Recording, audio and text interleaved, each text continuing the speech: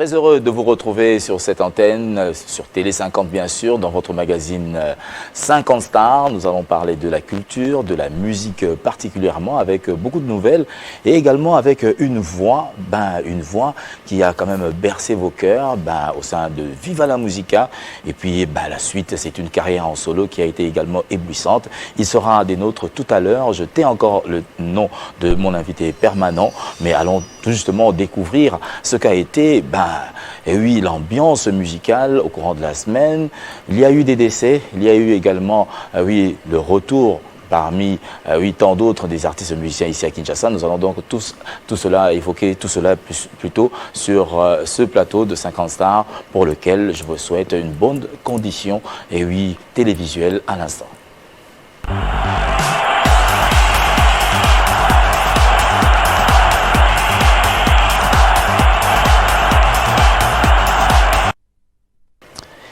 Prévu pour les 19 et 20 novembre prochains, les obsèques de l'artiste Georges Kiamwangana Mateta Diverkis sont repoussées pour une date ultérieure, annonce le comité d'organisation des dits funérailles chapeauté par Félix Wazekwa. Des problèmes d'ordre organisationnel seraient la raison de ce report. Dans l'entretemps, les artistes congolais finalisent au studio une chanson réalisée à titre d'hommage. La famille musicale congolaise est une fois de plus endeuillée. Siméon Mavuela Movuelas, ancien sociétaire du groupe Zaïko Langalanga des années 60 et 70, s'est éteint samedi 12 novembre à Anvers en Belgique de suite d'une longue maladie. Il a été l'un des grands acteurs dans la création des groupes comme Isifi Lokole et Yoka Lokole aux côtés de Papa Wemba, Mutama Shakado, Evo Lokolailai et Bozi Boziana. Mavuela Somo a tiré sa révérence à l'âge de 70 ans. Kinshasa était en ébullition jeudi dernier suite au retour de Ferregola. Sous une pluie battante, les Gaulois, ses fans, dont certains avaient des rameaux en main, ont réservé un accueil chaleureux à leur idole.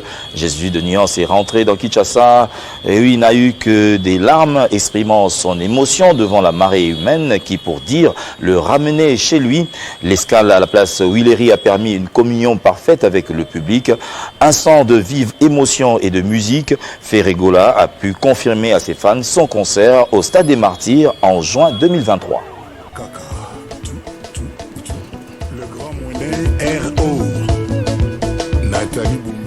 Koffi Olomide est en tournée aux États-Unis d'Amérique. Après New York, Grand Mopao a posé ses valises à Dallas où il s'est produit samedi 12 novembre.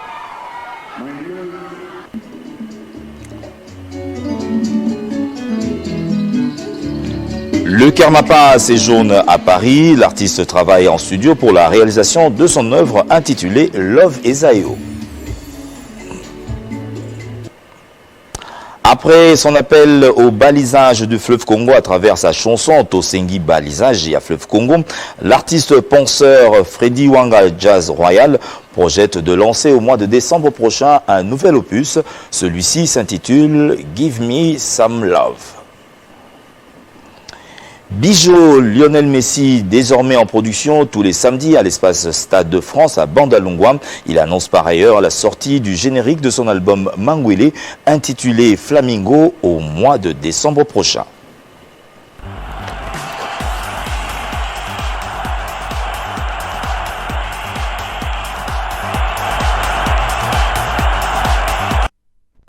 Nous l'avons dit, et oui, dans les sommaires, Ferregola a atterri à Kinshasa.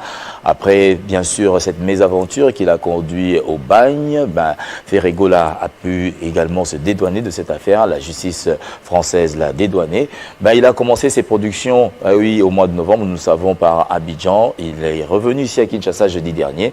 Et déjà hier, c'était le premier bal dansant des retrouvailles avec son grand public au Rotana Plaza. Et le 19 novembre prochain, ce sera donc cette grande fête pour célébrer ce retour devant l'esplanade du Palais du Peuple. Un concert qui sera également en guise de soutien au FRDC parce que nous savons la RDC a été agressée et c'est tous les efforts de tout un chacun qui ferait en sorte que nos FRDC soient forts sur terrain. Nous les encourageons. Et nous allons quand même vous proposer cet extrait, et oui, de retour de Ferregola ici à Kinshasa.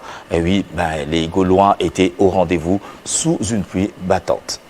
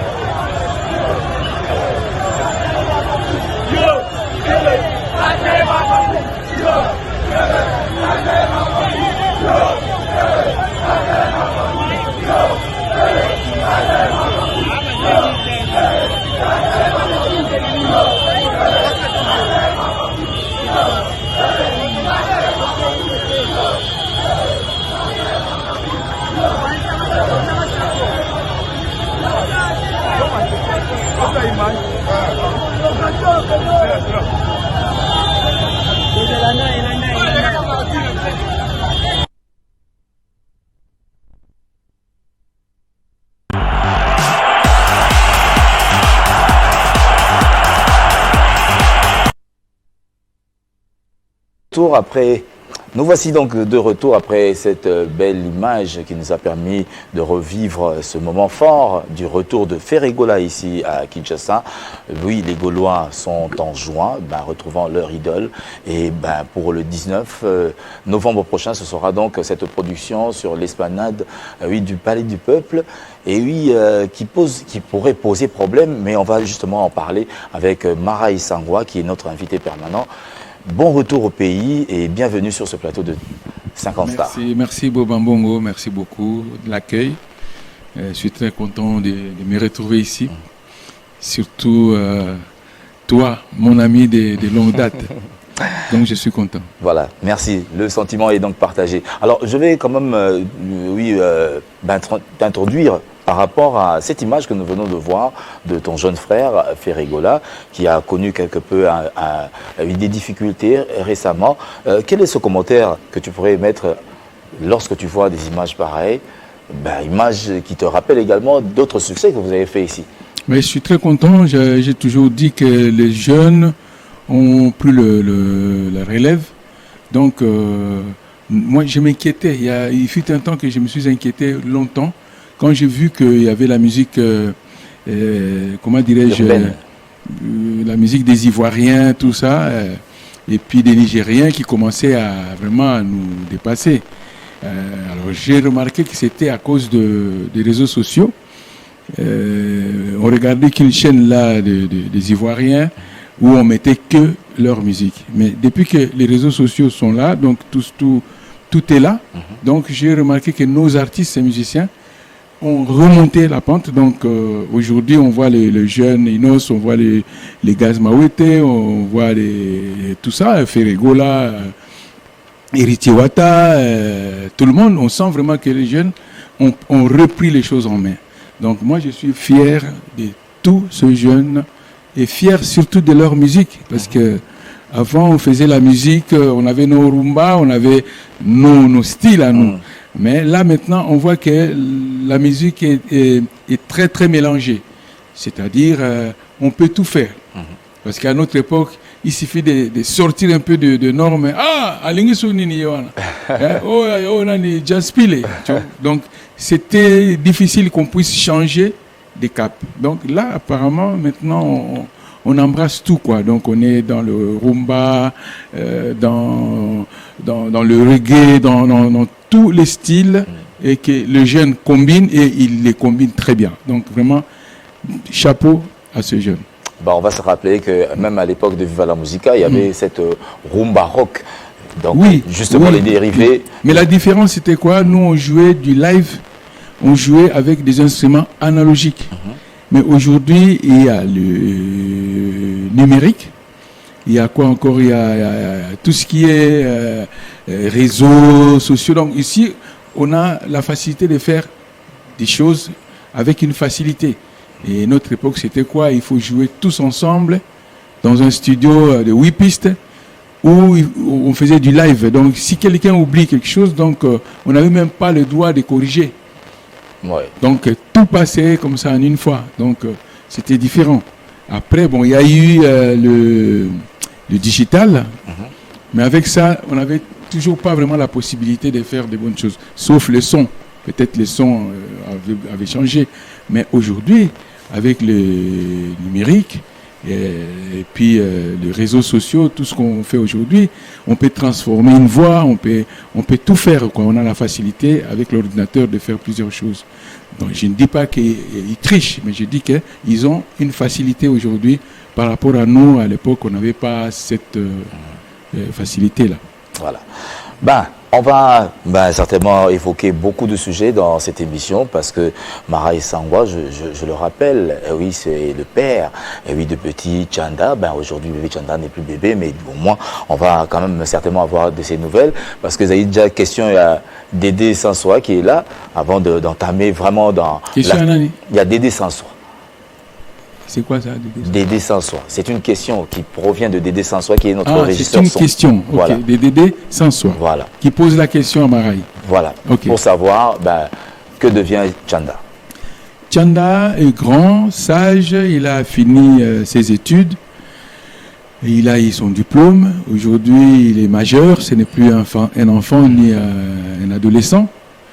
Il est grand de taille, toujours bogard. Comme son père. Alors, il fait sa carrière en Europe pour le moment. Donc, il est en Suisse, Londres, tout ça. Il fait des featuring aussi avec d'autres artistes, peut-être que les Congolais ne connaissent pas. Mais bientôt, il va pouvoir aussi revenir là où il a commencé.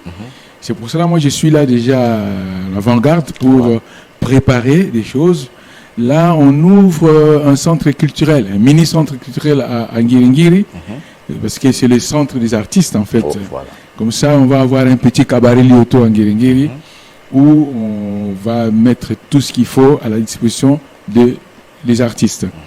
Et puis après, je vais aussi faire des featuring ou une ou deux chansons pour préparer l'arrivée des Tchanda. Mais côté artistique, il va bien, il va bien, très très bien. Très très bien. Alors je ne sais pas Guila, si tu as déjà pu avoir cette image qui pourrait nous rappeler des bons souvenirs de ce groupe Sangwa Music avec bien sûr Maraï et Bébé Tchanda. Je ne sais pas si l'élément serait déjà prêt, mais du moins on va quand même parler de votre séjour ici qui est plus axé sur le décès de Verkis Kiamangala. Alors souvenir Nini Peno marquant par rapport à l'icône de cette musique. Voilà, la vieille Nabiso Azamuta Bundaki Makasi pour la musique congolaise. Donc tu as deux côtés. Côté naïe privé, il y a makamne amabe et tali bisoté. Ah toi qui est na côté artistique, na makamu ya malam. Voilà. En tant que mécène, en tant que producteur, arrangeur, tout quoi. Donc Verkis a sali tout pour na orchestre lelo et vivre. Donc azalo ko la mutabanda ki makamu ango. Donc abimisa orchestre belé après ça orchestre ba instrument à ça studio d'enregistrement à munene oyo ebimisa ba lipwa ba kamala malé ba même empire bakuba ezaki orchestré ezaki nzonzing na édition VV après nzonzing on a des komaki orchestre. Alors souvenir à malamu na ngo penza oyo ezalaki ki azaki lokola avocat na biso artiste.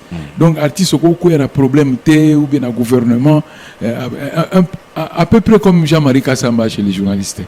Donc on a pris ezalaki rôle na ye.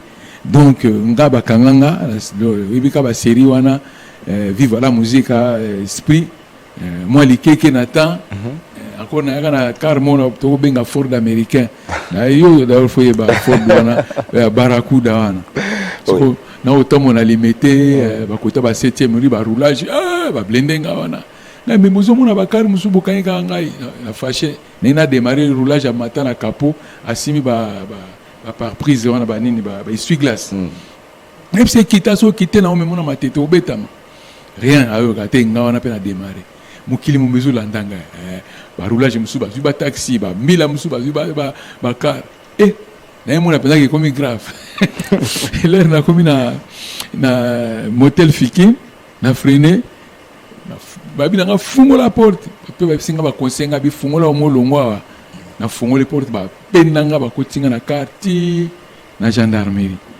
na comme kuni aki événement mukili okaki mais vers qui ça s'est déplacé qui aïe pour intervenir sur ma caméra ba c'est bon lokola azaki moi teti to na choité photo garé na nuana abetata butu moko po esali moi bien mais bala tianga na cachoté na kana ba libanda wana ba elinga ba damage na le à 5h du matin. C'est encore PDG qui a mangé dans le pour la place.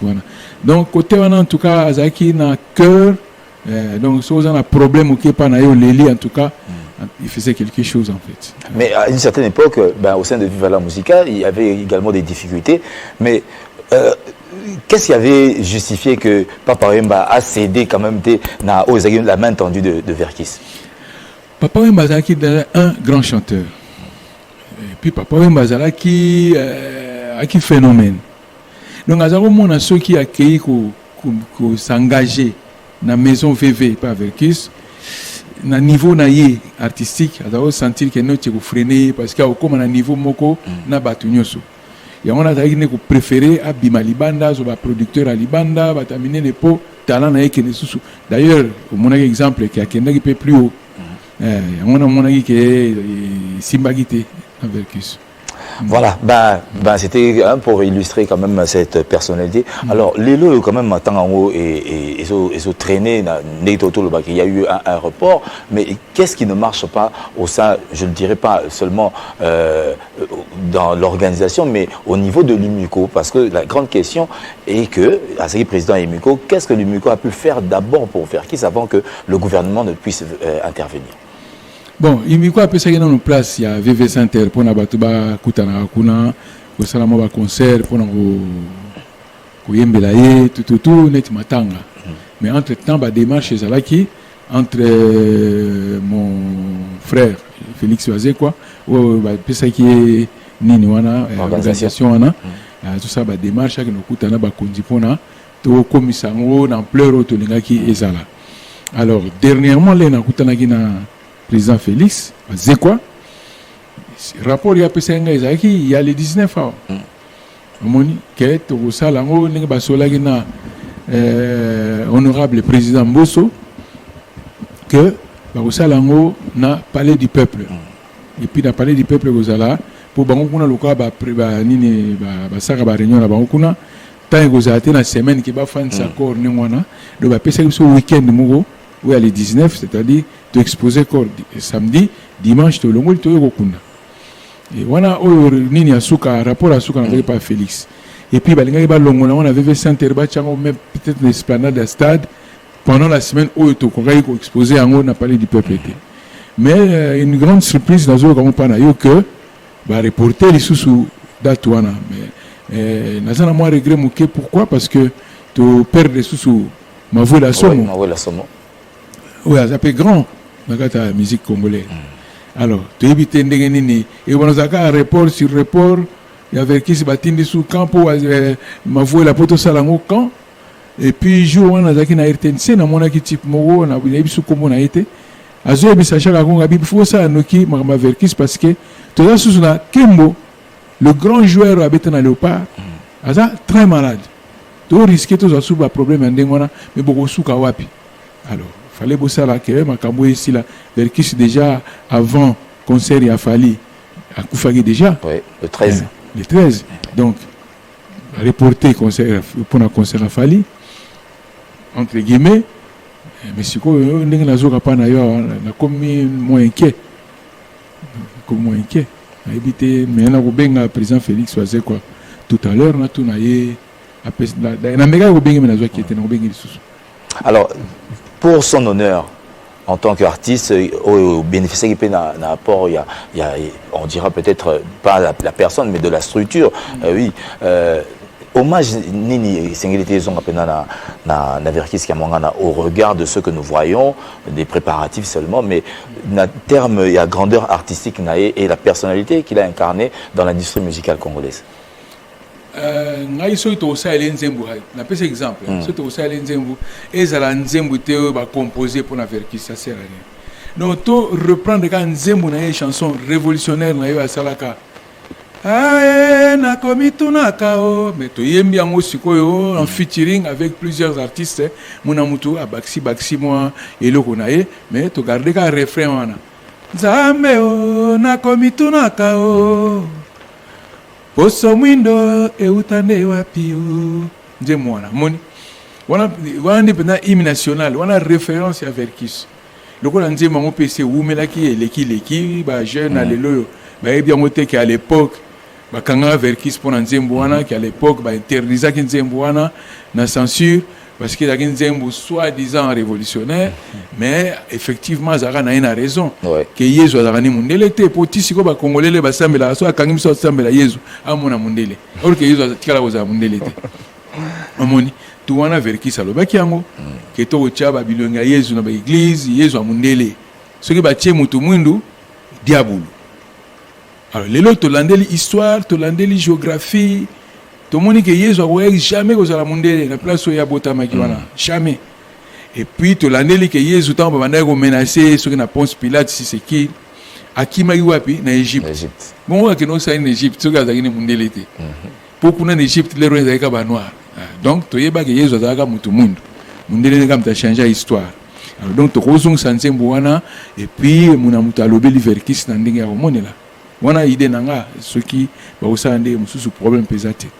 Voilà, ça ce sont, oui, c'est l'expression de Marai Marai par rapport, oui, à l'organisation des obsèques de Verkis Kiamwangana. Il a également, oui, témoigné, et oui, de sa participation, de sa contribution à l'essor de la musique congolaise. Nous allons justement marquer une pause pour, et oui, tourner la page de Verkis Kiamwangana en revisitant ce beau temps avec Bébé Chanda, dans Musique Sangwa, dont son père était également le patron. Oui, où Musique Sangwa renaissait également, bien c'était encore, on pourrait dire, oui, cette entrée fracassante, parce qu'on le sait, Marai venait de Viva la Musica, et puis il a fait sa carrière oui, au sein de nouvelle génération avec d'autres oui, de ses compères, et puis finalement, c'était en tête d'affiche vous-même. Mais raison, il y a Kassur Rwanda. Musique Sangwa, c'est Télémaki, on a vu Bébé Chanda au stade des Martyrs, comme on peut le voir, parce que le débat est commis autour de ce stade mythique. Mais à l'époque déjà, on sentait que Bébé Chanda, ça a quand même succédé, et avec toi également. Mais nous, et ça l'a Kassur, parce que Elan est déjà avec tout ce qu'on voit à l'instant. Bon, Kassur est ça, il pour un divorce, tant que ça divorce, la maman naïe. Biso tagi na succès na biso ya biso moko, mais to kenda kisko ko sala. Bon, tu bien en réalité, dans ma politique, il y a qui a faut des élections, tout, bien il va ministère. D'ailleurs, mon ami qui Chanda, Zopé sa président Kabila, Mote, tout ça. Donc, quand on continue à Magamouana, Bambongo, et créer des ordres, 2 millions, avec Bavier, Rochero, tout, Bavier, Verkis, tout. Alors, on a ce qu'on peut esprit à Kalalère, on a Siliga qui avant. Il y a un problème ni bozananga.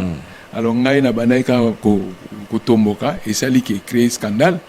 Na scandale wana madame maman na Chanda bi photo zonga parce que ndenge magamo komelia wa donc et donc pas problème donc il va venir nous alingi au soute donc photo bendala.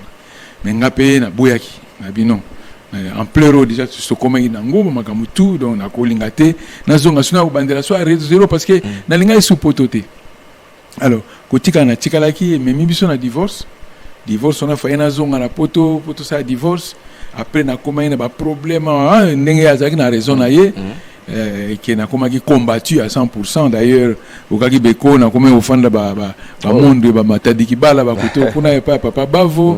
Donc carrière et comment il a des difficultés mais sérieux ndé na qui na choité il faut na ça sur retour na Europe alors que zonga en Europe ndé bon na bandeli vie soit sika yango mona ndenge na Yesusu le parcours du combattant. Alors, projet est ça certes, mais on va quand même revenir dans l'histoire. Oui. Parce que les lots tant basolo de la mingi tout le monde jeune frère oui Nayo Nakata Viva les Bendoson les Popomiake qui ont constitué un groupe musical mais Nakoyo Kabango bazo tout est là tout le monde mingi par rapport à leurs aînés bien sûr il y a chorale Indusaka. Alors ngala olinga sko naïba pourquoi chorale wana ezoka dénomination na Indusaka muta créa comme on est la fafa de Molokai. Ils ont un sentiment à faire des mots locaux, ceux qui boyent a quitté au bat individu. Non. Ceux qui bossent loko chamoko boye qui na ba mélodie moko mélancolique na suka nango fo fafa ganga o choral Hindu Sankara. Moni alors Hindu Sankara ne comme Hindusa après le voilà créateur nango za fafa des mots locaux et puis si que bateau tout badagoye mana fafa des mots locaux à l'époque donc des Baba Kester Dindo Yogo Espérant bimisiko au choral Hindu Sankara bisopeto yoko ya to continuer kana style wana choral Hindu Sankara mais créateur nango za fafa des mots locaux bon ceux qui ba jeune ba monique ils appellent elo mora bien pourquoi pas donc baza libre au sala yango. Mais au regard il y a union ce des cas au sein de Viva la Musica on a senti le départ. Il y a un jeune Obinobotika en tant que aîné, tant que la sukoyo, place Binonioso, Bosaki bercé, ti Bozuma Papou, et tout le monde s'effondre. Alors, apport de Bino Boza aîné, contribution à Bino et aux Ananini par rapport à à la continuité de l'œuvre de Papa Wemba? Bon, c'est moins difficile. Si on a tenu le lot, OK Jazz, c'est wapi. OK Jazz, c'est mais niveau ya OK Jazz, niveau de OK Jazz, c'est un patrimoine national. Donc, pour un peu, qui est dans le gouvernement, qui est, on a pas de responsabilité, mais qui est dans le ministère de la Culture. Alors, pour sauver l'œuvre, pour sauver ma camonabiso, il faut s'impliquer dans ma camonabiso. C'est-à-dire, azala moi groupe moko ya ba artistes et musiciens et puis comédiens et plasticiens tout ça a créé moi groupe moko ya batuana oya banda ko dialogue na bango sana ba réunion pour na kopesa na ba idée. Moi so ministre de la culture par exemple yo solaka na mutu moko et simbate. Donc il faut créer loko wana pour na ko sauver ba makambo tout ça na. Oyebi ke période moko yebi ba idée na zaka no ba ambition so ke na ba radio na biso ba télévision na biso no soir ba nzemu na biso kala ebeta raté et ça que zo beta te pour ba lingi ngote non parce que baza motivé na makambo susu ou zo permettre ba ngote ke ba beta ba nzemu wana oh non ba nzemu wana il fallait beta ka na ba temps na ngo peso beta tout le temps to tcha ngo pesa ba répertoire omoni alors sikoyo lelo franco aza sauté pour banze mon épée zobeta pena susuti papa m'a pe malin meto okendo manomona ngati ezokende na osila vive la musique anengeza wana tozali ebele ba musu bazana na ba poto ba musu baza partout là papa m'a kufaki wa auto salaki anniversaire ne asuka ngande mutana eka na télévision na lobby en tout cas il faut tout ça les logo moto benga o bana viva o sala ke ba musicien ne soit viva so to sana eloko ko sala toye to sali loko wana après to panzani mais ce que ba jeune frère nanga ba zuango ba interprétant onde mususu ba interprétant comme groupe neti concert beta maka groupe alors ce que ko sala ke mutu muso otala comme un orchestre ce que ngai apport nanga na kache ozala nini amoni et comme il problème et comme le quoi groupe Mobimba entre temps maman Amazon de l'autre côté azana vive la musique anaye alors ce que ko sala ke et ko bangisa ba mususu ce qui na ke na groupe ya mama Amazon ba okuna ba mona nga mystique ce qui na ke na okuna ba opi ba mona nga mystique or biso to lingi bongo te to linga za la structure moko ya munene ils ont regroupé même ezalaka tous les 3 mois 6 mois une année mutu moko azali aza bureau mbeyali pour na makamotali viva la musique de Papa Wemba problème de tout ça non ya ngwana. Voilà, un conseil qui pourra certainement édifier les personnes et désigner gestionnaires de ce label Viva la Musica. Mais revenons à toi pour parler quand même de tes réalisations. Récemment, Negozalaki Nanivo Poto, vous savez quand même featuring, si pas encore d'autres réalisations, à quand peut-être au public à Marai, Barozouatan et à redécouvrir. Kalamingité, na osala déjà, nous avons un featuring moto sana na Koffi Olomide oto sala nzemu ne mo ya kala oto eba na Viva la Musica bona linga ite to sa eloko sika to sana parce que nzemu ne wana ndika mtsepe sanga donc c'est kele nanga motema na embi na nzembo po na kokite ya ngali susu ko bumba kilo eleki na koya ko kachwa na likambo na motema nyongo ya bolingo lisumu ya kolingango angai nawe nani akoyambelanga yawe na baluke paina yo ngaime donc na imbela ke jour abi yo linga nzembo ngabi oyo nde e osala bien pour ezongisa pe bisotu ya pe la musique totalement bien pour tout ce qu'on a vivre. Alors, surprise, sur cette antenne, on va retrouver une chanson de Papa Wemba qui a été chantée, interprétée plutôt, et puis juste après... Par Zinako Dema Koulousou, c'est voilà. Ça justement. Zinako Dema Koulousou, la nouvelle génération, tout le monde travailler ensemble. Alors, l'idée là qui a dit non, il faut na Yemba, Papa Wemba. Alors, donc, na kati album on ngape na zana ba chant mususu mais on a ninga no ba découvrir na Yemo Zinako Dema Koulousou ko a saki invitation na Genève a ben saki moi ba tebele ba yaki kuna pour na occasion. Alors, pour votre plaisir, et oui, Chanel Mvwemba, nous vous proposons cet extrait de cette belle chanson de Papa Wemba. Certainement beaucoup de souvenirs à votre endroit. Et nous pensons saluer également Maître Paul Djonga de la dynamique Paul Djonga. DJ Gadi forme Fimbo na Suisse. DJ Tokyo na Londres. Papi Gento lobe la vie. Boyoka.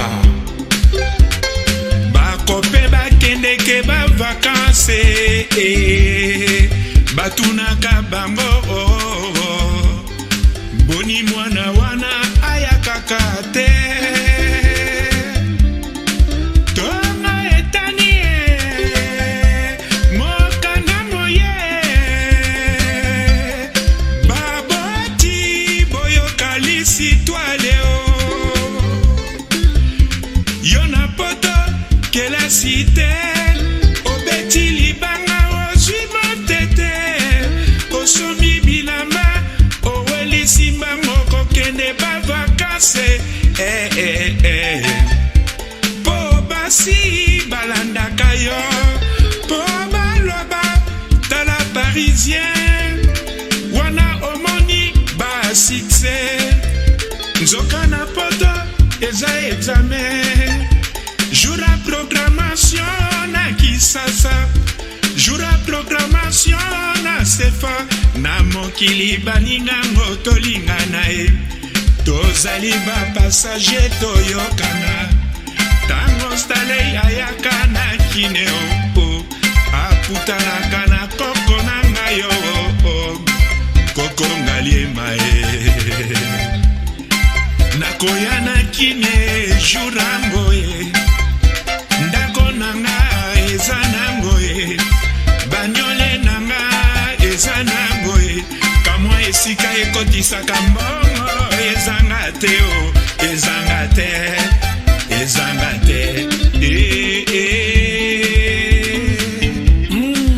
Boyoka Stafazina Kona Milan, Parlement debout. Doudou Massila, le parrain des Milan. Guy Leman à Milan. Zimondo, capitaine de Milan. Tentino de Milano. Seda Beton. Sakai Sakanero. Pas conseiller Zina Gona Zirik. Botaï Bobo.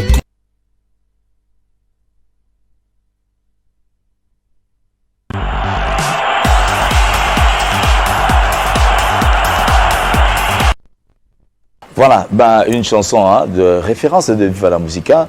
Je pense que les villageois du village de Mont-Locaï sont retrouvés, bien que Papa Wemba ne soit plus, mais il y a quand même ces dignes représentants qui vont assurer la continuité de l'œuvre de Papa Wemba. Et je pense que la chanson a fait le plaisir à Gervais Bafouka qui nous suit depuis Luanda. Et on pense également à Rosette Kilanda Moko à qui nous présentons également nos vives condoléances. Nous pensons également à Bijou Mamboté. Sincères condoléances à vous. Alors, l'actualité est que d'ici l'année prochaine, nous aurons certainement des œuvres. Les œuvres, oui. En tout cas, d'ailleurs, nous avons travaillé déjà. On a tout travaillé déjà. Vous avez bien. À l'époque, ceux qui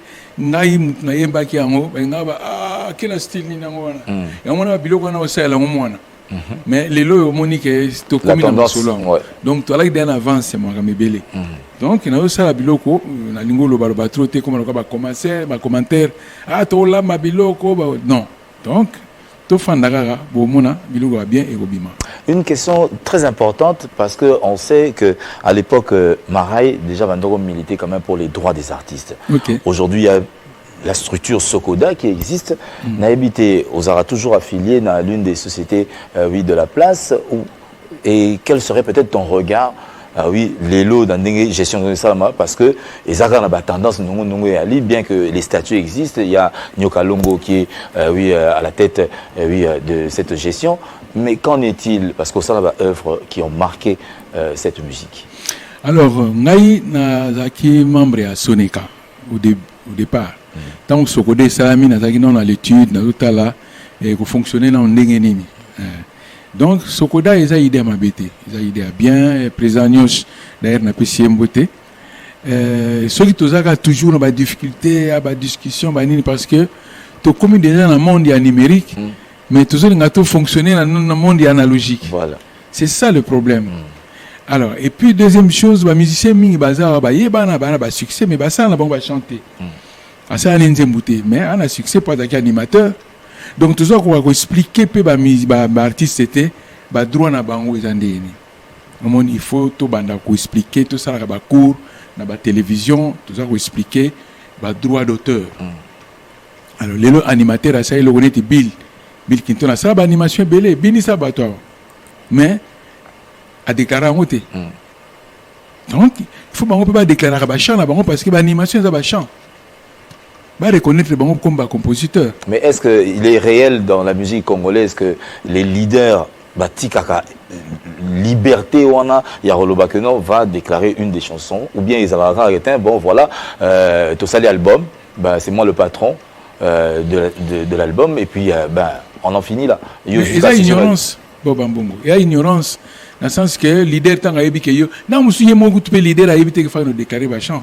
Il y a ignorance. Et on a faut expliquer. Alors, dans le il y a analogique na numérique. Une bonne recommandation. Sokoda et Zawana, tout ça la numérisation. Il nous faut des ordinateurs, il faut afficher. Il y a chaque artiste est basé à afficher autant de chansons à ça là, comment ça. Donc tout. Les autres artistes ça y est, et comme on va passer aux cartes. Ça sert à rien, on a analogique. Aujourd'hui carte. Après qu'est-ce que tu fais avec ta carte? Et comme pour voyager, il faut battre nos carte dans Sokoda. Non. Donc il faut tout évoluer mouké. Donc nous avons ça faute pas présent nous calongoté mais ça conseil nous avons ça dans le sens que na katikati ya bureau comité ya gestion ya Sokoda il faut toujours batu moko baza la lobité que wana baza ba incompétent mais batu moko oyo baza reconnu que baza na moins idée ya bien oyo ba ko améliorer makamuna biso. Renforcement de capacité. Renforcement de capacité. Donc, il y a un ministère de la culture, où il y a un français na Boussani. Ça quand même tutelle Nabiso. Tutelle Nabiso. Donc, il y a une réunion mingina Sokoda. À quoi garder on a un musicien mort de Solarana et non, ça ne marche pas. Il faut à Solarana Sokoda na assemblée wana ya Sokoda. Et puis parmi les artistes et musiciens, il faut Maman Nabiso ou ministre Nyosagoya. Il y a autant d'artistes. Donc, à cause de la réunion mensuelle ou annuelle, je ne sais pas, où il y a ni contact, na artiste réunion sous sola copé ça n'a pas idée. Les lots avec qui ça couffe tout comme quand faut nous sentir un gouvernement. Vous avez est-ce que c'est nécessaire? Ceux qui sont bien organisés, tout le monde fait des choses là, na okufa pour nous sentir un bon non? Ceux qui sont bien organisés, c'est-à-dire tout ça déjà la banque na biso. Parce que Sokoda il marche bien, Sonika il marche bien, donc tout ça na ba compte na banque où le artiste a nous ba na verser ba mbongo ba droit d'auteur na bango et banque wana e banda ko sala et ça ba intérêt. Tu as besoin de la présidente de la République. Donc tout ça nga sima to tourner en rond.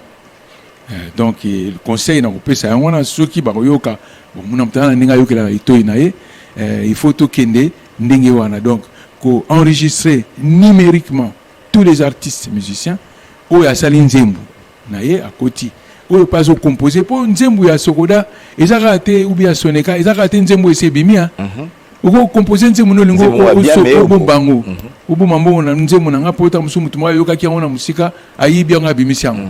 Donc il y a déjà aussi au Kenya ko protéger yango et à la société il y a protection il y a œuvre il y a artistes et à te que dès na bongo na mission su ba mona le comment nini l'état benga nini batu ya l'état nani ba fonctionnaire que fin de l'année to no benda là non c'est pas ça société il y a droit d'auteur et à te que fin de l'année musicien nyoso même abeta linzanza a que nous alar na Soneka ou na Sokoda non.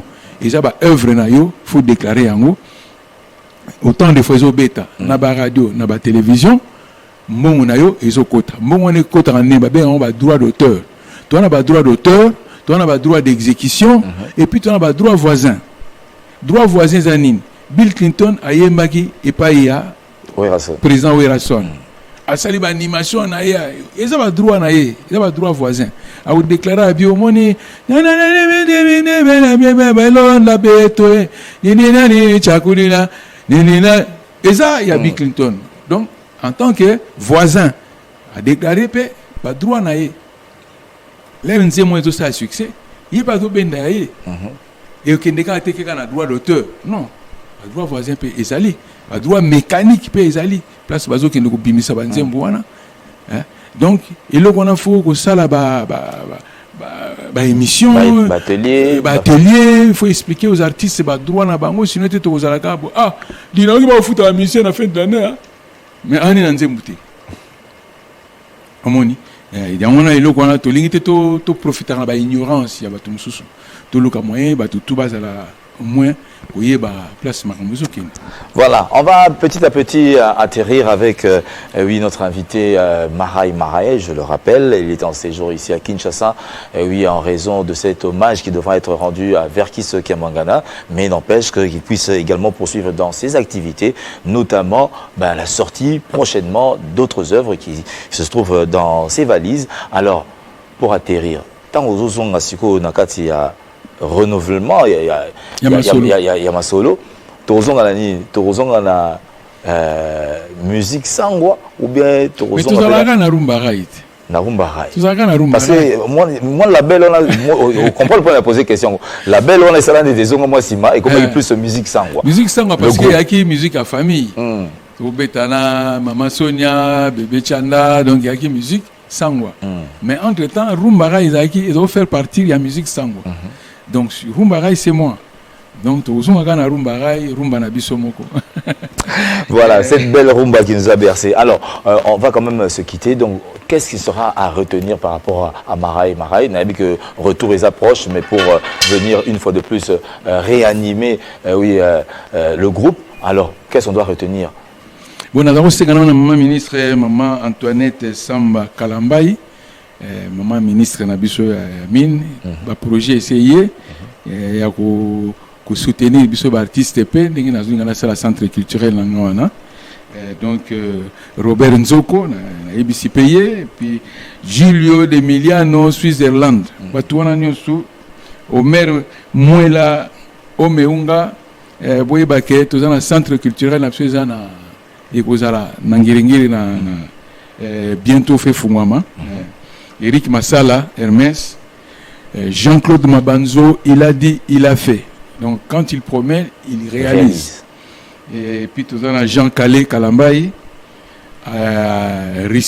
Aristote de Paris, Élisée Kalambaï, il peut apprécier Bambo Théâtre, Alpha Emporio, et puis Alpha Emporio, Ange Tounani, Afobé, Papa Najouer, Centre culturel Yangoyo. Ils ont fungwana, ils ont sengaba aide nabino pour participer. Joël Amundala, Presley Vita, batouana nous on a ébi que comité et vous salama pour un centre culturel wana où vous allez na katia ngotongiri ngotopa mamakampe belé banda. Ouais, on totanga balombo makia di baleka wana basa mangwana baleka wana. Mavoué la somo, batessa d'alliance baleka wana. Président de la République. Président de la République. Voilà, donc les jeunes de Ngoto, donc soyez rassurés, donc avec un aîné, on va prendre un encadrement musical et ça fera une bonne chose. Linda Stone, Linda la Suissesse, on appelle maman la bana, puis c'est moi tenenga na Suisse kuna na bana, battre la bana kitoko. Alors, ensuite, nous pensons à Mimi Avio, on pense également à Divine la japonaise.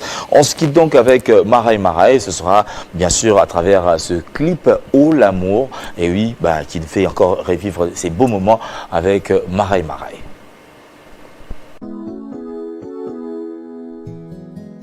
Mon amour,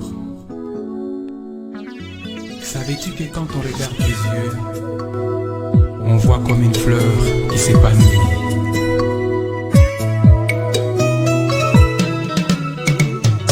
L'amour, yo bolingo, la katanzoto mototo bimelongo, basi nyonso nalinga baboya, na lukatina na ebaka te, lelonga na yembi, yango na nzembo. Pour l'amour fou yo bolingo latata nzoto mototo bimelanga pasi nyonso nalinga baboya naluka ntina nayebaka te lelo nga nayebi yango na nzembo. Ma vie il faut nakende, ma vie il faut nakende koluko yanga trésor anga na sima na yo natikala sans ici esika anga nalamukaka na ntongo na pongi na mitunaka pourkui nzambe asala séparation etika moninga na bolozi pene ya liwa yo tonda na bisengo na Paris Valencia awanga na zuwa wapyo moto akonsolenga bandokende songa zonga zonga mon amour ozela te sanza ebima pendant la journée sima yo benganga mignon nazalaka na ngai banda mama bota ngai présence na yo ekomisanga reveur na sante nzambe apesanga mwaye nalela yo te esika pepe bungi na mapata ngai wa yo nakomi demi-mort na aéroport pinsoli ekotanganga motema wa yo na avion eso pepo likolo nazangi mona